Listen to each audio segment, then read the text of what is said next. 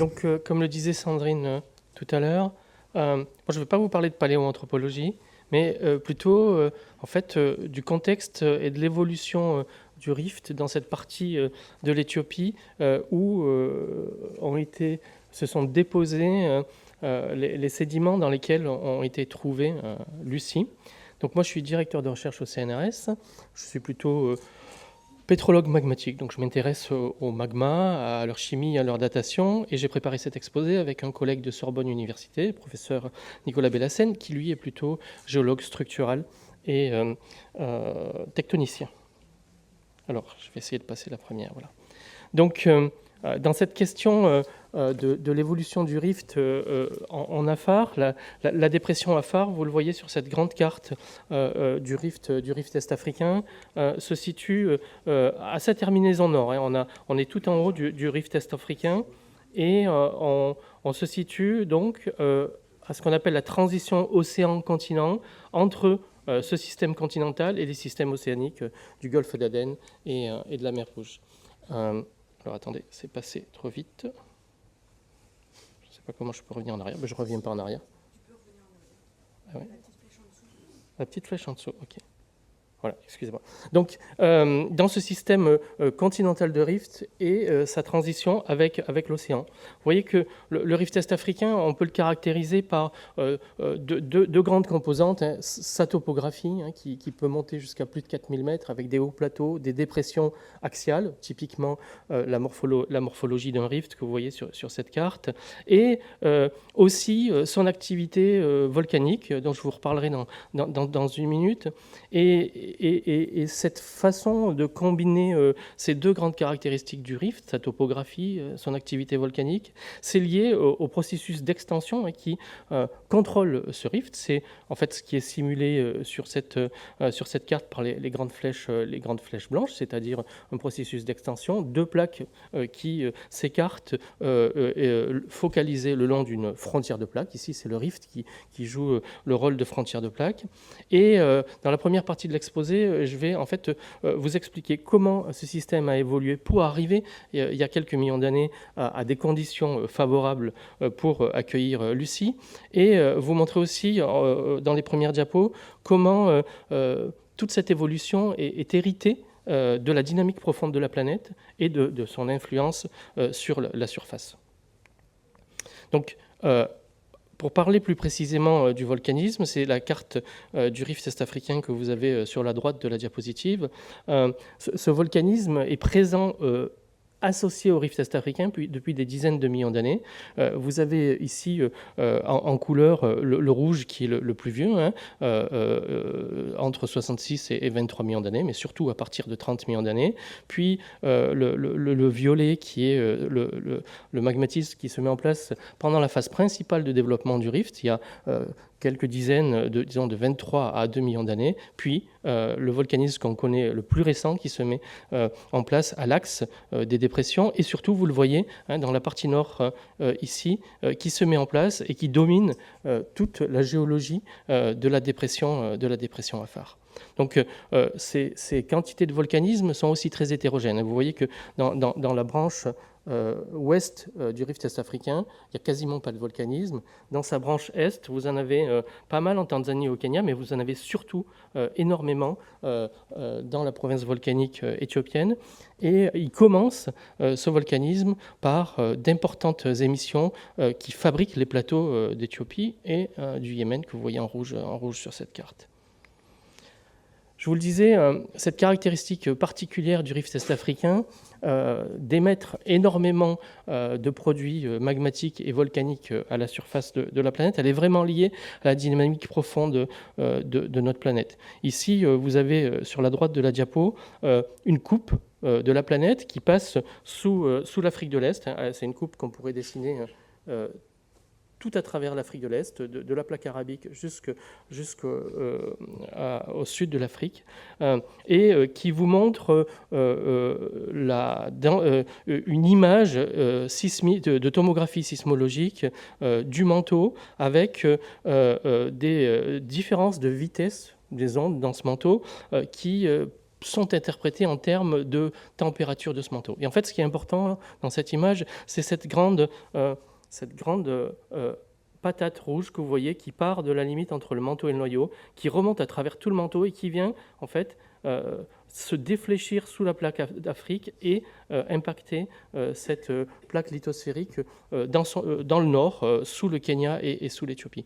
Cette remontée de manteau, plus chaud que l'encaissant dans le manteau, c'est ce qu'on appelle un panache mantélique, et c'est le fait que ce panache mantélique, plus chaud, donc qui peut remonter à travers le manteau de façon solide, sur des dizaines de millions d'années, très lentement, il va impacter cette lithosphère, et c'est lui qui va créer cette anomalie magmatique particulière qu'on retrouve dans toute l'Éthiopie et surtout en Afar. Alors, comme je vous le disais, l'impact de ce panache mantélique sous la lithosphère est-africaine, en fait, il se positionne dans le temps il y a à peu près une trentaine de millions d'années, et il a fabriqué les hauts plateaux d'Éthiopie et du Yémen en émettant à la surface une quantité de magma extraordinaire. On appelle ça une grande province magmatique en français. Ça s'appelle aussi des trappes, et ça forme tous les hauts plateaux éthiopiens. Vous avez ici une image de ces hauts plateaux éthiopiens où vous avez des accumulations de lave très monotones qui peuvent s'être empilées sur 1000, 1500, 2000, 2500 mètres d'épaisseur. Avec ce volcanisme, en fait, vous le voyez sur cette petite coupe, c'est ce qu'on appelle une coupe géologique dans le bas de la diapo, qui... si je retrouve ma souris... Non, je n'ai pas ma souris, peu importe, je vais le commenter. Cette coupe géologique qui a été faite à travers le plateau nord-éthiopien, le long du trait blanc que vous avez sur la carte de droite, et qui nous montre que, en plus de cette épaisseur importante de lave mise en place il y a 30 millions d'années, c'est la zone grise sur cette coupe, vous avez aussi un bombement qui a soulevé le socle d'à peu près 500 à 1000 mètres en fonction des différents endroits. Donc en fait, toute l'histoire de cette zone d'Afar où Lucie a été retrouvée, elle commence non pas par une dépression comme actuellement, mais elle commence par un immense bombement qui actuellement peut être observé, et on en voit bien le témoin sur les plateaux éthiopiens et sur la bordure est de ces plateaux éthiopiens, cette dépression Afar qui nous intéresse, qui a été effondrée à un moment de l'évolution du rift, et c'est ce que je vais vous décrire maintenant en commentant quelques petits sketchs géologiques. C'est des reconstructions de l'évolution du rift. Vous avez sur cette diapo, pour que vous compreniez bien celle-là et les suivantes, je vais vous les expliquer en détail. Vous avez sur cette diapo, sur la partie gauche, une coupe, comme celle que je viens de vous montrer, ici. Ici, c'est une vraie coupe géologique qu'on a fait avec les observations. Sur la diapo que je vous montre là, c'est un schéma interprétatif. Et sur cette coupe, donc, vous voyez les échelles sur la partie gauche de la diapo, 2 km, la petite barre qui représente 2 km, c'est-à-dire à peu près l'épaisseur du volcanisme qui s'est mis en place il y a 30 millions d'années. Vous avez, donc il est représenté en rouge ici. Vous avez en dessous, en gris, la croûte continentale sur laquelle ce volcanisme s'est mis en place il y a 30 millions d'années. Vous voyez l'échelle horizontale, quelques centaines de kilomètres pour représenter l'échelle du plateau éthiopien qu'on vient de regarder. À droite, vous avez une coupe à travers la planète, là, à une échelle complètement différente. Vous voyez les barres horizontales et verticales en bas à droite de la diapo, 100 km verticales. Donc là, on a une coupe à l'échelle de la planète qui descend à plusieurs centaines de kilomètres dans le manteau. Le manteau, ici, il est représenté avec plusieurs couleurs.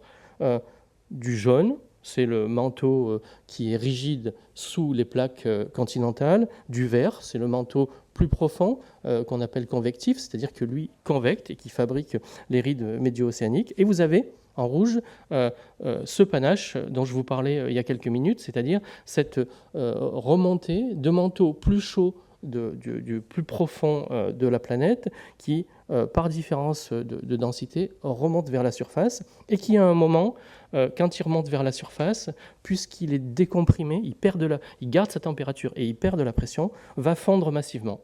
Et ces magmas qui sont produits très profonds dans le manteau percolent et remontent à la surface et s'accumulent dans la croûte. La croûte, vous l'avez ici en gris, et s'accumulent dans la croûte en fabriquant des zones de stockage, des grandes chambres magmatiques immenses, puis une partie remonte à la surface et s'épanche. C'est le petit trait rouge que vous avez à la surface. Donc vous voyez, les échelles sont complètement différentes, et le bombement qu'on voit sur la carte de gauche, on ne peut même pas le représenter sur la carte de droite, bien sûr, il est trop petit. Ça, c'est pour prendre conscience qu'en fait, finalement, ce qui intéresse les hommes à la surface de la planète, ce qui les impressionne, c'est-à-dire les différences de relief, finalement, en termes de géodynamique, la géodynamique, c'est la dynamique de la planète, on la représente comme sur le schéma de droite. En termes de géodynamique, finalement, ce qui nous impressionne à la surface de la planète, c'est pas grand-chose.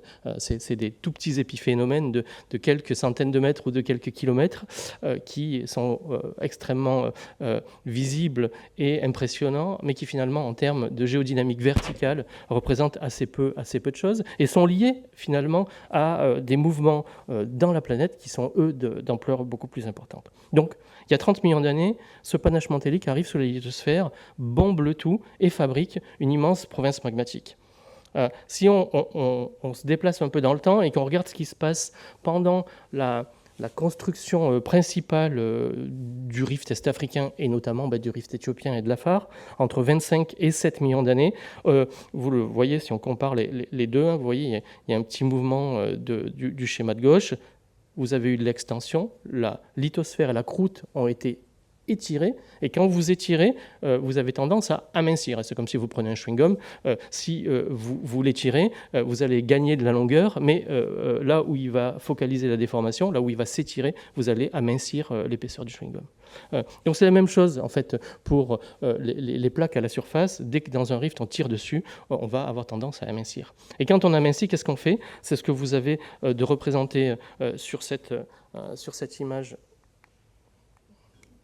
Sur cette image ici, si j'arrive avec, c'est pas un vrai pointeur, c'est une souris.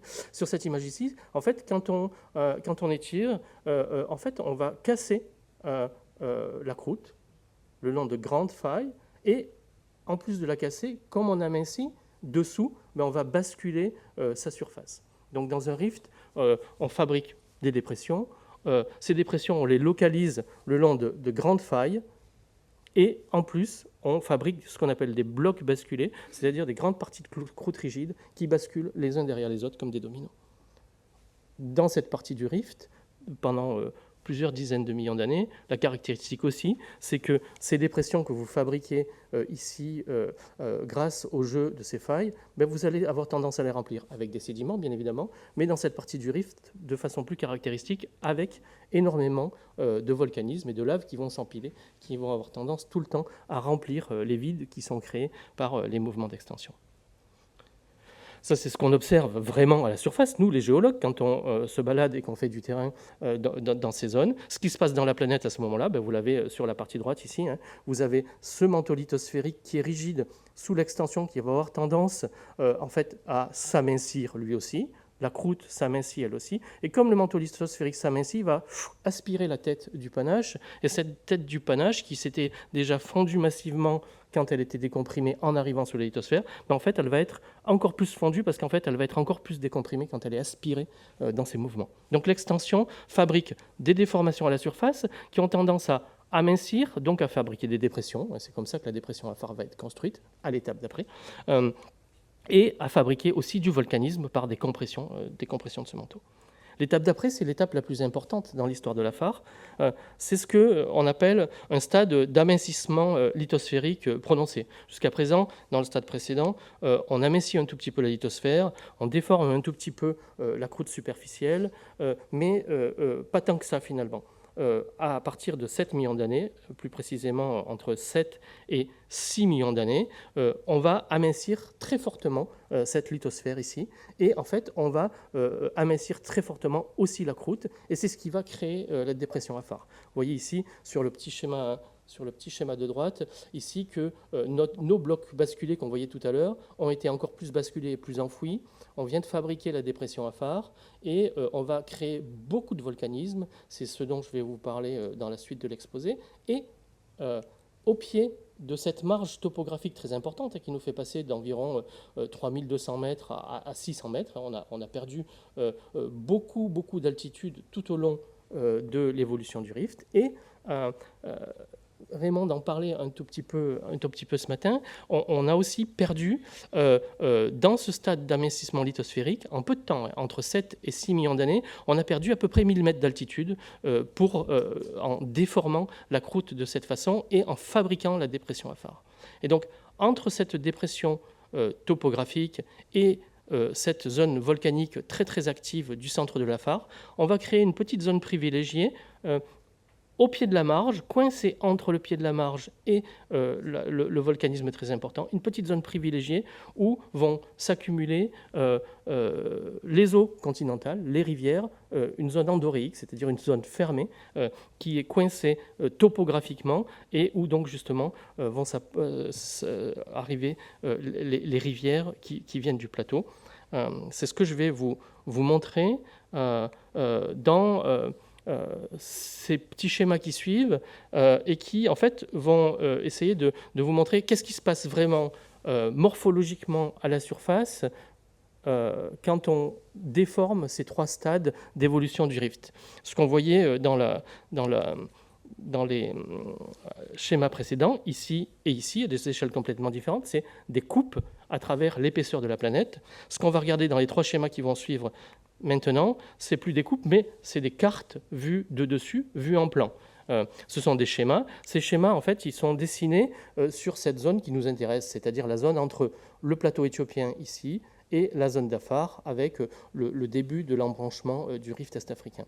Vous voyez qu'il y a 25-30 millions d'années, quand le panache vient d'arriver et qu'on est au stade juste après le bombement, c'est-à-dire le bombement a fabriqué ces immenses plateaux de l'Éthiopie, plateau du Yémen qui, avant le rift, il faut imaginer qu'il faut prendre le plateau du Yémen ici, le tirer et venir le coller là, à la place de la dépression d'Afar. L'extension continentale a fabriqué quelques dizaines ou une centaine de kilomètres d'extension dans le rift, mais en fait, elle a fabriqué beaucoup plus d'extension dans la région Afar, et il faut pour refermer les plaques et les ramener au tout début de l'histoire, prendre le petit coin de la plaque arabique là et venir le coincer à cet endroit-là. À ce moment-là, au tout début de l'histoire, le plateau éthiopien et le plateau du Yémen sont quasiment contigus. Donc cette petite zone nous intéresse ici, et au tout début, morphologiquement, on se retrouve avec quelque chose de très bombé. Hein. Vous avez une couleur en marron foncé qui vous montre les altitudes les plus importantes du plateau. Vous avez une petite zone ici, en marron plus clair, où vous commencez à fabriquer le rift, c'est-à-dire vous commencez à faire des déformations, vous commencez à fabriquer des dépressions, toujours accompagnées d'un petit peu de volcanisme. Et dans ces dépressions, en fait, vous fabriquez de tout petits lacs qui sont en fait la zone de convergence de toutes petites rivières qui se mettent en place dans les reliefs qui jouxtent ces épaules de rift. Ce système-là, c'est le système du tout début où, en fait, le rift, là, il a fabriqué une dépression, mais une dépression qui reste perchée très très haut en altitude. Il faut imaginer des altitudes qui sont à peine quelques 500, 800 ou au maximum 1000 mètres plus bas que le sommet du plateau, c'est-à-dire des altitudes entre 2000 et 2200 mètres. Vous avez ici une belle photo aérienne prise en ULM avec un collègue il y a quelques années qui vous montre qu'est-ce que pouvait être ce stade à ce moment-là, c'est-à-dire des reliques. Hein, ça, c'est le lac Ardibo, ça, c'est le lac Ike dans le demi-graben qui est le long de ce plateau ici, et qui vous montre ces petits lacs, tout petits, perchés très très haut en altitude, qui sont une relique en fait de cette étape très initiale de l'évolution du rift est-africain et de sa bordure sur le bord de l'Afar. Si on passe à l'étape d'après, une photo à peu près il y a 10 millions d'années, vous voyez que là, le rift s'est agrandi, s'est élargi, puisqu'on a fait de l'extension. Vous voyez que les lacs ont probablement grandi parce qu'ils ont drainé des zones un peu plus grandes, et c'est probablement le stade actuel qui correspond à ce qu'on voit dans le rift principal éthiopien, avec des lacs disséminés, éparpillés le long du rift, à des altitudes encore assez élevées, entre 1800 entre 1500 et 1800 mètres d'altitude. Vous voyez qu'il y a 10 millions d'années, ça c'est très important, il y a 10 millions d'années, on a un rift très large en Afar. on a le rift éthiopien qui commence à se créer, mais on n'a pas de connexion entre le rift éthiopien et l'Afar. Cette zone reste encore une zone montagneuse non effondrée. Et ça a une implication extrêmement forte, c'est parce qu'à ce stade-là, il y a 10 millions d'années encore, on avait des tout petits lacs qui n'étaient pas connectés et qui étaient alimentés par des rivières très proximales, très courtes. L'amincissement lithosphérique, le stade 3 dont je vous parlais tout à l'heure, il a eu une importance vraiment fondamentale il y a entre 7 et 8 millions d'années. Là, je vous montre un schéma en fait, qui se place très, très loin. Hein. Il y a 3 millions d'années, donc la phare est déjà construit. Vous avez l'environnement de dépôt des séries Hadar et Orontsomile, dont Raymond a vraiment beaucoup parlé ce matin sur leur exploration, donc je reparlerai tout à l'heure. Donc cette image, il y a 3 millions d'années, c'est l'image après l'amincissement lithosphérique. Et cet amincissement lithosphérique, il a eu des conséquences extrêmement fortes sur l'évolution du rift, puisqu'il a effondré la dépression Afar de 1000 mètres en à peine 2 millions d'années, et il a surtout aussi permis la connexion entre le rift éthiopien et cette grande zone dépressionnaire. Et cette connexion, qu'est-ce qu'elle a fabriqué ? Elle a fabriqué une réorganisation fondamentale du réseau de drainage. Elle a fabriqué cette grande rivière Awash qui, en fait, va pouvoir drainer une grande partie du plateau éthiopien et aussi toutes ses marges. Donc, en fait, cette réorganisation tectonique, géodynamique à l'époque, a aussi eu une implication majeure sur la réorganisation du système de drainage, sur la paléogéomorphologie et donc sur le fait de favoriser un environnement de dépôt extrêmement intéressant, en pied de marge ici, limité entre la marge et la zone volcanique que je vais vous décrire tout de suite, avec des apports de rivières majeures et donc beaucoup d'eau qui arrive dans ces dépressions. Ça, c'est l'image actuelle de l'Afar. Vous reconnaissez donc la dépression. Et quelle est la différence entre ce stade à 3 millions d'années que je vous ai montré et le stade actuel ? En fait, c'est que la tectonique et le volcanisme ont encore modifié pendant 3 millions d'années la dépression Afar. Et en fait, cette tectonique et ce volcanisme se sont localisés il y a à peu près un petit million d'années le long de segments magmatiques très localisés avec des dépressions. Ici, vous avez la dépression du Graben de Tendao. Et en fait, le fait au centre de la dépression, d'avoir localisé cette déformation, d'avoir effondré un petit peu plus. Vous avez ici le Graben de Tendao, qui est 300-400 mètres plus bas que la zone Hadar où on a trouvé Lucie. Le fait de fabriquer ces dépressions-là, en fait, ça a permis à la rivière Awash de ne plus rester à cet endroit-là comme elle était stockée il y a 3 millions d'années, mais de migrer et de venir dans son dépôt-centre actuel, c'est-à-dire la zone endoréique, la zone fermée, où la rivière Awash s'accumule actuellement un petit peu plus loin, au centre de la dépression Afar. Donc une évolution récente qui a permis d'abandonner ces séries sédimentaires où les australopithèques ont vécu il y a quelques millions d'années. Et donc, en abandonnant cette zone, en migrant un petit peu plus loin, en fait, cette rivière, elle permet, par l'érosion, ce qu'on appelle en géomorphologie l'érosion régressive, c'est-à-dire l'érosion des toutes petites rivières sur le bord de la rivière Awash, elle permet d'éroder les séries fossilifères d'il y a quelques millions d'années, et donc de mettre à jour tous ces fossiles et ces australopithèques dans ces séries. Ça, c'est le stade actuel. Donc, je vous parlais à l'instant de ces segments magmatiques en Afar et de cette composante extrêmement importante de la géologie de l'Afar qui est ce volcanisme très très important depuis quelques millions d'années. Je vais m'y attarder un petit peu plus longtemps là pour que vous voyez à quoi ça ressemble et comment ça peut en fait impacter le paysage et contraindre le dépôt de ces séries sédimentaires il y a 3 millions d'années et quelques.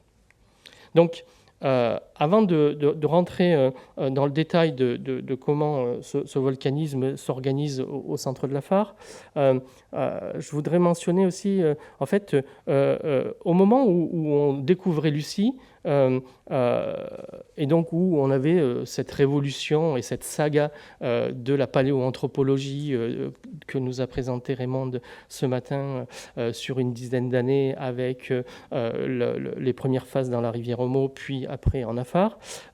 Pour la géodynamique et la volcanologie et la pétrologie magmatique, c'était la même chose. Il y avait une jeune équipe fabriquée, vous voyez ici sur cette photo, qui est prise par Giorgio Marinelli, un collègue italien, avec Haroun Tazieff au centre. Ça, c'était les deux chercheurs seniors qui ont travaillé pendant des années dans cette zone, accompagnés, vous voyez au deuxième plan, par Jacques Varret. Et celui qui prend la photo, c'est Franco Barberi, donc deux plus jeunes chercheurs. Et cette équipe a mené, à la fin des années 60 aussi, de 67 à 70, des relevés qui étaient extraordinaires pour l'époque, avec des campagnes de terrain intensives, de nouvelles méthodes d'exploration, la télédétection spatiale pour avoir des images, c'était le début des images Landsat. Raymond l'a mentionné ce matin, le tout début des premières datations potassium-argon qui ont vraiment permis de positionner toute l'histoire, notamment dans les laves. Dans les sédiments encore, on peut avoir un petit peu de chronologie non absolue et relative, mais dans le magmatisme, on ne pouvait pas. Et aussi toutes les nouvelles méthodes de mesure de la chimie de ces laves pour comprendre comment elles étaient faites, d'où elles venaient, quels étaient les processus qui les transformaient. Donc une révolution au début des années 70 pour la géodynamique de cette zone, de l'ampleur probablement de ce que ça a été aussi pour la paléoanthropologie. Et vous voyez cette carte que cette équipe franco-italienne a publiée en 1973, elle reste, bien sûr, on a raffiné, on a modifié, mais ça reste vraiment le premier grand maillon qui a permis de comprendre la géodynamique de cette zone et de positionner l'AFAR en fait dans cette, la théorie de la tectonique des plaques qui était naissante à ce moment-là. Ce qu'il fallait faire, c'était la confirmer par tout un tas de sites et d'environnements géologiques et géodynamiques sur la planète. L'AFAR a été vraiment un des points clés de la démonstration de cette théorie de la tectonique des plaques, avec, comme je vous le disais tout à l'heure, justement cette transition entre le continent ici et les zones océaniques qu'on commençait à bien comprendre avec les rides médio-océaniques. Donc là, l'AFAR est vraiment une transition entre ces deux domaines. Et cette carte faite par les pionniers nous permet de voir ici, si on la commente en 2 minutes, vous avez plusieurs couleurs, et comme sur toutes les cartes géologiques, vous avez les segments magmatiques actifs récemment, depuis quelques centaines de milliers d'années, qui sont en bleu. Et puis vous avez cette immense zone toute verte autour, qu'on appelle la série stratoïde, qui s'est mise en place entre à peu près 4 millions d'années sur ses bordures et 1 million et demi d'années au centre de l'AFAR, dont je vous reparlerai juste après, et qui est un événement très très important, et particulièrement dans le paysage de Lucie. Ces segments magmatiques que je viens de vous mentionner, c'est intéressant de s'arrêter quelques minutes pour voir comment ils fonctionnent. Vous avez ici une image du segment de rift en Afar central. Je vais revenir sur la précédente, je vais vous le localiser, qui est le rift de Mandararo. Et cette image est plutôt sa partie nord qu'on appelle le segment de Dabao. Tout ce que je vais vous montrer, en fait, c'est des images le long de ce segment magmatique actif. Donc ces images, vous avez ici donc une vue de ce segment magmatique. La largeur ici fait quelques kilomètres, et sous ces flèches jaunes, ce que vous avez, c'est la frontière de plaques, là où se localise l'extension et où remontent les magmas. Le long de ces segments, les magmas remontent. La déformation se localise aussi. Vous avez pas mal de failles le long de ce segment. Et là, vous avez la frontière de plaques entre l'Afrique de ce côté et pas sensu stricto la plaque arabe ici, parce que la déformation est plus distribuée, mais vraiment un axe de segment qui ressemble beaucoup à la segmentation des rides médio-océaniques. Ces segments magmatiques, en fait, ils fonctionnent avec une production très très importante de volcanisme fissural émis à l'axe des segments, le long de failles qui font plusieurs dizaines de kilomètres. C'est un peu comme si vous avez vu les images l'hiver dernier des éruptions en Islande. C'est ce genre de volcanisme, de grandes failles très très longues qui permettent au magma de remonter et en fait de faire ce qu'on appelle du volcanisme de type fissural. Là, vous avez une image justement d'une de ces fissures avec une des dernières coulées qui s'est mise en place il y a quelques centaines d'années à l'axe de ce rift. Cette région Afar, elle n'est pas caractérisée que par son volcanisme, elle est aussi caractérisée par une activité sismique importante. Là, vous avez le déplacement, là c'est Derek Kerr, un de nos collègues qui donne l'échelle, le déplacement lors du séisme de 2006 le long de ce segment, donc un déplacement de plusieurs mètres avec des séismes très importants. Cette dépression Afar, elle est aussi caractérisée par une interaction entre le transfert des magmas à travers la croûte, l'enthalpie, la chaleur qui remonte dans la croûte, et une activité hydrothermale extrêmement importante et localisée comme ici dans la zone Afar, qui dans le passé a aussi eu lieu et toujours eu lieu, et qui a pu représenter des zones importantes aussi de l'évolution du rift. Une des caractéristiques aussi, alors bien évidemment, comme le mentionnait Raymond ce matin, on est dans un climat qui est relativement différent de celui de Lucie il y a 3 ou 4 millions d'années, qui était beaucoup plus humide, mais dans ce climat actuellement désertique, cette activité volcanique importante, met en fait à jour et façonne de grandes zones qui sont relativement inhospitalières pour la vie et pour l'implantation des populations, même si maintenant les hommes ont su s'y adapter et trouver des techniques qui leur permettent de vivre sur place. Cette activité volcanique que je viens de vous montrer à l'axe des segments, en fait, elle est très importante depuis donc, que la dépression Afar s'est formée, il y a 4-5 millions d'années. Et en fait, elle a mis en place des séries et des accumulations de lave très très monotones. Je vous montrais tout à l'heure les trappes du plateau éthiopien mis en place il y a 30 millions d'années. Depuis quelques millions d'années, en Afar se passe la même chose, c'est-à-dire une production de magma tellement importante qu'on peut remplir les dépressions et accumuler des laves sur des centaines de mètres d'épais, voire des kilomètres d'épais. Là, vous avez justement une représentation de la formation stratoïde il y a à peu près 2,5 millions, 2 millions d'années. C'est des empilements très monotones avec des coulées qui peuvent être très épaisses et qui peuvent se mettre en place sur des surfaces très très importantes. Si on revient maintenant à l'environnement de Lucie, c'est quand même le but de l'exposé. Je reviens sur le petit schéma qu'on a construit avec Nicolas, qui vous montre la limite entre le plateau, le rift éthiopien, le système de la rivière Awash.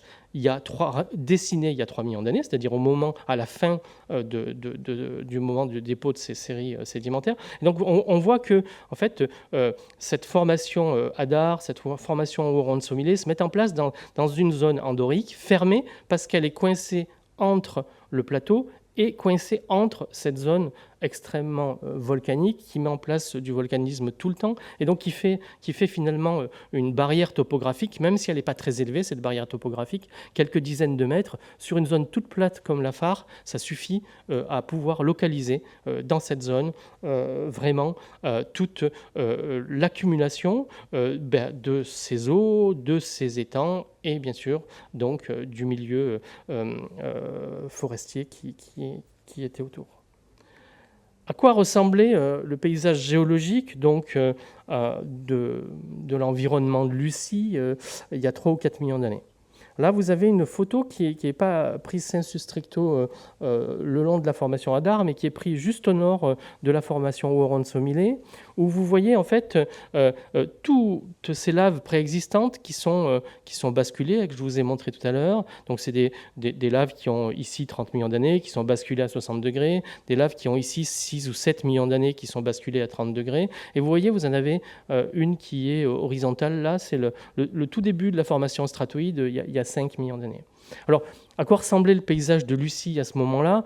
Probablement à quelque chose comme ça, c'est-à-dire ces formations sédimentaires se sont mises en place au tout début de l'évolution de la dépression Afar, au moment où la série stratoïde commençait à se mettre en place. Donc on avait certainement encore à l'est des reliefs avec des blocs basculés qui après ont disparu puisqu'ils ont été comblés par le volcanisme. Alors là, vous avez peut-être une centaine de mètres de relief. Peut-être que le long de la dépression Hadar, à l'est, il n'y avait pas une centaine de mètres de relief, mais peut-être juste quelques dizaines. Mais probablement que ce système de blocs basculés existait au tout début de la mise en place de cette formation. Bien sûr, elle a été bordée très vite sur sa bordure est par du volcanisme, plus important au centre de l'Afar, moins important sur la bordure,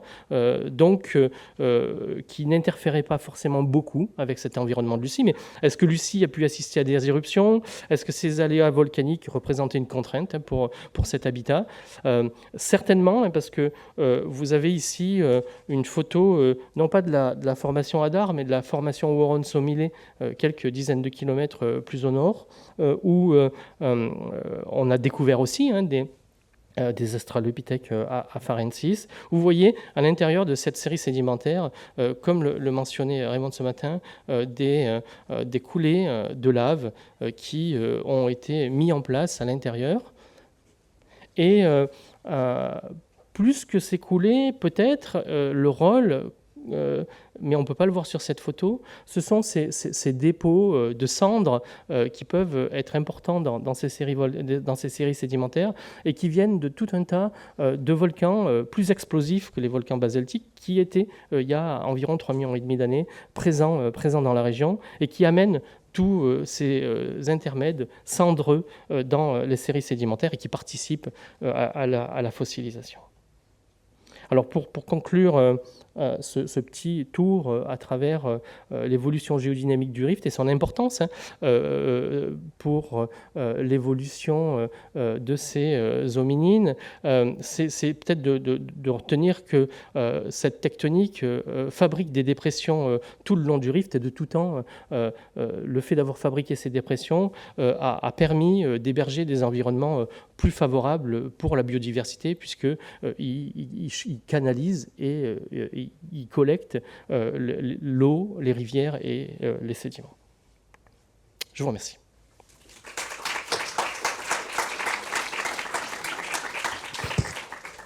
Merci beaucoup, Raphaël. Donc, on voit bien le paysage géologique. C'est pas forcément l'environnement. On peut y revenir. Je me suis posé la question parce que je ne me l'étais jamais trop posée. Est-ce qu'on était capable de trouver un endroit dans la dépression qui puisse éventuellement un peu ressembler? Donc, ça pourrait peut-être être pas mal. Alors, peut-être vous avez des questions, malgré cet exposé très, très complet et très pédagogique. Raymond, attendez, je vous donne le micro, Raymond. Merci Raphaël pour c'est un paradis de géologue. Hein, Oui, tout à fait. Bon, il y a une petite anecdote. Maurice avait rencontré Haroun Tazieff, et il raconte dans son livre, hein, à un moment donné où il était tout seul, Haroun avait proposé de l'héberger dans son campement. Voilà, une fois, ils se sont rencontrés. Hein. Alors, moi, je voudrais te poser une question. Est-ce que, donc, tu es sûr qu'à 3 millions d'années, la dépression de l'Afar est réelle, ouais. est achevée à l'altitude que l'on a aujourd'hui? Oui. C'est une question qui a été débattue et je ne comprends pas pourquoi elle a été débattue. En fait, je vais revenir sur l'environnement de Lucie parce que c'est peut-être le document que j'ai qui permet le mieux de répondre à cette question. Oui, en fait, dans cette dépression Afar, ce que tu observes là, c'est ces séries-là, volcaniques, qui ont autour de 6-7 millions d'années, qui sont basculées, c'est-à-dire qui ont été basculées par la phase d'amincissement lithosphérique principale, et dessus, tu as ces séries horizontales qui ont 5 millions d'années. Si on remonte dans la marge, en fait, tu retrouves ces séries-là dans la zone de Chifra ou jusque dans le Graben marginal. Et tu retrouves ces mêmes laves, c'est des rhyolites, des laves acides qui ont le même âge, c'est les mêmes provinces, qui sont basculées dans la marge. Donc en fait, si on avait voulu créer cette dépression plus récemment, que 3 millions d'années, les séries sédimentaires, les coulées de lave qui sont intrudées dans la série Hadar, cette coulée ici ne seraient plus horizontaux. Le fait qu'ils soient horizontaux, en fait, montre, sans discussion de mon point de vue, que depuis le moment où ils se sont mis en place, il ne s'est rien passé tectoniquement, et donc s'il ne s'est rien passé tectoniquement, il n'y a pas eu de raison fondamentale de changer l'altitude. Ce qui s'est passé depuis, et c'est ce qu'on montre avec la recherche récente, toute la tectonique depuis, en fait, elle s'est localisée au centre de la phare, et donc elle a laissé le bord de la phare fossile dans son état d'il y a quelques millions d'années. Je crois que ça ne peut plus se discuter, géodynamiquement parlant. Merci, c'est très clair. Autre question ? Oui, bonjour. Sur une des diapos, on voit il y a une coupe. Alors, c'est là où il y a marqué lié à l'activité tectonique. Il y a quelques mètres de hauteur et on voit un changement de teinte tout à fait net. Il y a du clair et du foncé. Ça correspond à un dépôt différent. C'est quelques diapos avant. Avant, pardon, excusez-moi, je suis dans le mauvais sens. Ici, là ? Non, avant. Ah, là où vous avez un collègue qui sert d'échelle, je crois, Oui. non ? Ah oui. ça. Voilà, Ouais, après, celle-là. oui. Oui, Ici, là ? après, Dans encore. la suivante ? Ou avant ? On ne sait plus. Elle est passée. Hein. Voilà. Celle-là, Voilà. voilà. Oui, excusez-moi. Oui, Oui, tout à fait. à quoi est due la différence de teinte très nette entre le haut et Alors le c'est bas? ça qui nous permet de... En fait, c'est ça qui nous permet de... Parce que là, en fait, on est allé sur place, peut-être le temps d'intervention, une semaine après le séisme majeur. Ce qui nous permet de voir le déplacement des séismes, en fait, dans ces zones, c'est cette différence de teinte, en fait. Vous avez la même roche, et là vous avez une coulée de lave qui est homogène du haut en bas. Vous avez la partie noire qui était la partie de cette... Ça, c'est une faille, hein, un miroir de faille. Vous avez la partie noire qui était la partie qui était exposée depuis des milliers ou dizaines de milliers d'années. Le temps de récurrence des séismes, c'est entre 1000 ans et 10 000 ans dans cette zone-là, en tout cas des très gros séismes. Et cette partie blanche-là, c'est la partie qui était enfouie avant le séisme et en fait qui est juste sale. Elle est encroûtée parce que en fait elle était dans une faille qui existait déjà puisqu'il y a déjà eu un séisme de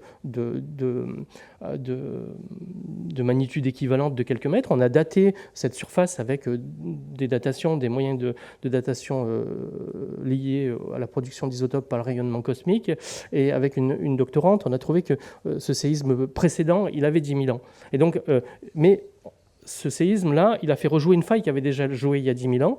Et donc, dans cette zone de faille qui est fracturée, il y a tout un tas d'eau qui circule avec pas mal de dépôts, de petites concrétions qui font que la zone de faille est toute concrétionnée. Donc, en fait, quand le déplacement dû à ce dernier séisme remonte une partie du sol, là, on peut le voir. Ça disparaît en quelques dizaines d'années. Merci. Merci. Il y a d'autres questions dans la salle? Merci beaucoup. Oui. Excusez-moi, je vais passer par là peut-être. Merci beaucoup, c'est gentil. Merci. On trouve dans cette région un volcan aujourd'hui, le mont Fantal, qui est dans la région du parc Awash. C'est ça, au début du rift. C'est un cratère, en fait. Le mont. Quand s'est-il formé? À quelle époque s'est-il formé, selon vous? Alors, la montagne Fantalé, c'est un stratovolcan donc, qui résulte de l'accumulation de produits volcaniques, des laves et des pyroclastes, sur plusieurs épisodes. Je n'ai pas d'idée très précise de datation sur cet édifice volcanique, mais la dernière date de la fin du 19e ou quelque chose comme ça, 1800 et quelques, et les premières doivent dater de quelques centaines de milliers d'années. c'est à peu près l'âge, un peu plus récent qu'un million d'années, l'âge de tous les segments magmatiques dans le rift éthiopien. Ça, c'est un des derniers. Avant d'arriver en Afar, il est localisé peut-être 100 km avant le début de la dépression Afar et cette formation stratoïde. Donc ouais, peut-être 500 000 ans. D'autres Tu as questions? une datation plus précise, Raymond? Moi non plus. Oui, il doit y avoir des datations dessus.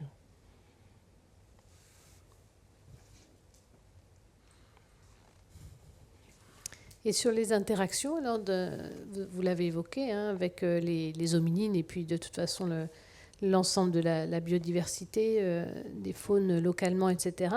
Il y a ces interactions en termes de paléo, voilà, paysage, paléogéographie, mais est-ce qu'on arrive aussi un peu à quantifier par rapport aux éruptions volcaniques, je sais pas, les cendres qui sont dans l'atmosphère, des effets un peu de refroidissement du climat localisé, est-ce que c'est des choses qu'on peut estimer? Eh bien, alors, c'est pas facile.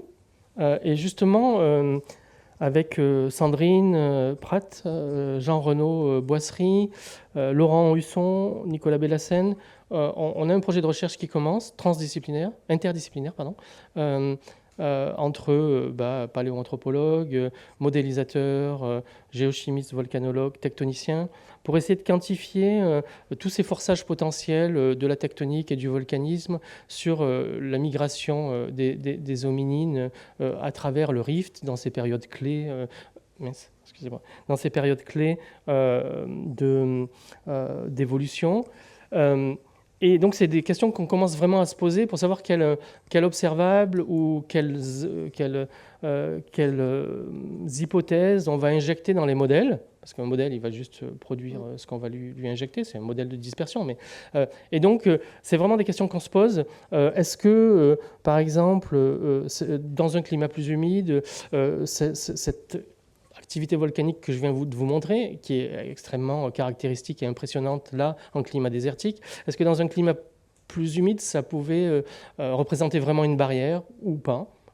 Est-ce que là, on voit qu'elle, je vous ai dit qu'elle se met en place sur quelques millions d'années, mais en fait, il y a des pulses de mise en place qui durent quelques centaines de milliers d'années, puis des petites pauses où on déforme les laves pendant quelques centaines de milliers d'années. Est-ce que finalement, avec ces pulses, ce climat, cette évolution cyclique fait que ça reste une barrière continue ou finalement pas du tout? Donc je ne peux pas vraiment répondre, mais on y travaille. Oui, c'est complexe.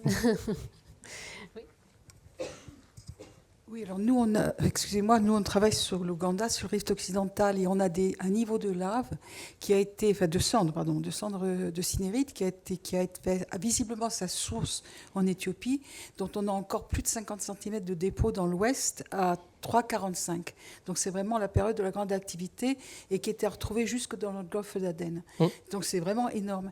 Mais nous, par contre, c'est dans un milieu plus humide, dans l'ouest ougandais, à la frontière congolaise, enfin zaïroise à l'époque, et on a la faune, visiblement, elle est restée très humide à ces moments-là.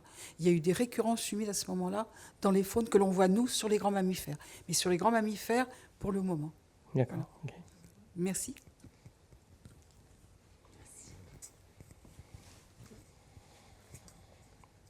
Dans la série d'Adar contemporain des hominidés, il y a le basalte.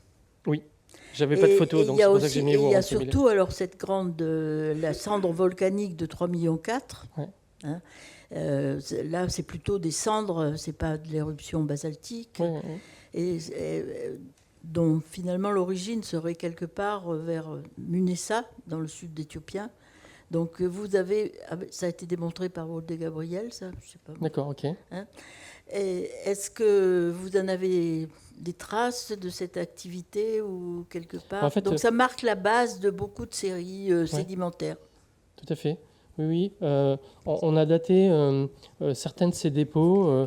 On est en train de terminer un gros projet de recherche qui s'appelait Magmafar, et on refaisait une grande coupe pour comprendre justement la formation de cette série stratoïde et savoir si elle était continue ou si elle avait certains pulses d'activité.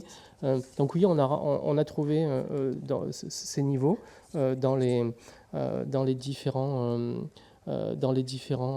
coupes qu'on a fait.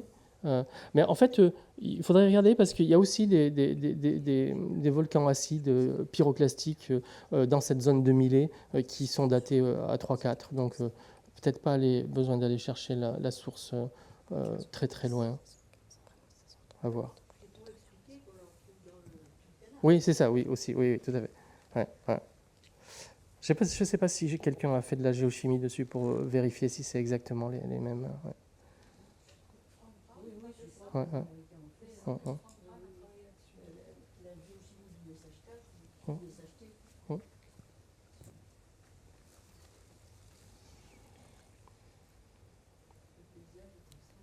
Est-ce qu'il y a d'autres questions? Parce que sinon, on peut faire juste une petite pause, le temps d'installer. C'est ça la présentation de Brigitte, qui est notre... Ce qu'on reprendra à 15h15, prochaine. et puis même peut-être vous avez peut-être besoin d'une petite pause aussi. Ah bah oui, bien sûr. Mais dans la série d'Adar, il semble qu'il y aurait eu des phases lacustres. Oui. Pas seulement des phases, Oui. phases lacustres. Et alors, comment on pourrait réunir toutes les études qui ont été faites dans les différents endroits pour avoir une étendue de la paléogéographie ou des limites de ce lac dans votre dépression? J'ai mis un point d'interrogation là pour savoir s'ils étaient liés ou pas. Je sais pas. Qu'est-ce qu'il faudrait faire?